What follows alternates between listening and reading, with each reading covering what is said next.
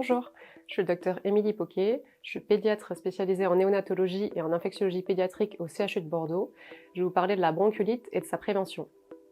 La bronchiolite est une infection des petites bronches, c'est-à-dire les bronchioles, due à un virus, principalement le VRS, qui atteint les enfants de moins de 2 ans. Ces complications peuvent être une rhinite, une infection des voies respiratoires qui peuvent mener à des difficultés respiratoires. L'enfant ne pourra pas bien s'alimenter et cela peut mener à une hospitalisation, parfois une hospitalisation en réanimation pédiatrique pour un soutien respiratoire. Il existe un nouveau médicament cette année en France, le Beyfortus ou nirsevimab. C'est un anticorps monoclonal, c'est-à-dire c'est une immunothérapie. On va injecter un anticorps qui va directement agir contre ce VRS.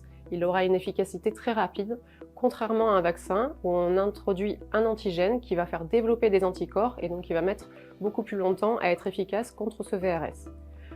Cet anticorps monoclonal pourra être injecté dès la maternité aux nourrissons qui viennent de naître, ou il y aura un rattrapage pour les enfants qui sont nés à partir du 6 février 2023 par votre pédiatre ou votre médecin généraliste. Effectivement, ce traitement a une demi-vie longue, c'est-à-dire au moins 5 mois. Donc si on l'injecte au début de l'épidémie, c'est-à-dire en septembre ou en octobre, il pourra couvrir toute la durée de l'épidémie AVRS. C'est pour cela aussi que l'on rattrape tous les enfants qui sont nés à la fin de la dernière épidémie en 2023, à partir du 6 février, pour qu'ils soient couverts pour cette épidémie hivernale 2023-2024. Ce médicament s'injecte comme un vaccin, c'est-à-dire au niveau de la cuisse. C'est une injection unique qui va couvrir toute la période hivernale.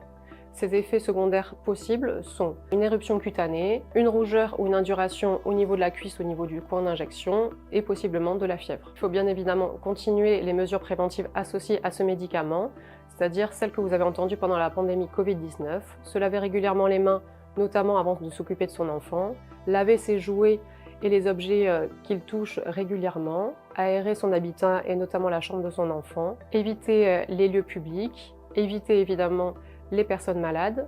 Si vous êtes vous-même malade, portez un masque si vous avez une infection ORL ou respiratoire et évitez de fumer à côté de votre enfant. C'est une réelle avancée médicale. Votre enfant bénéficiant de ce traitement sera moins malade et aura moins de risques d'être hospitalisé, notamment en réanimation pédiatrique.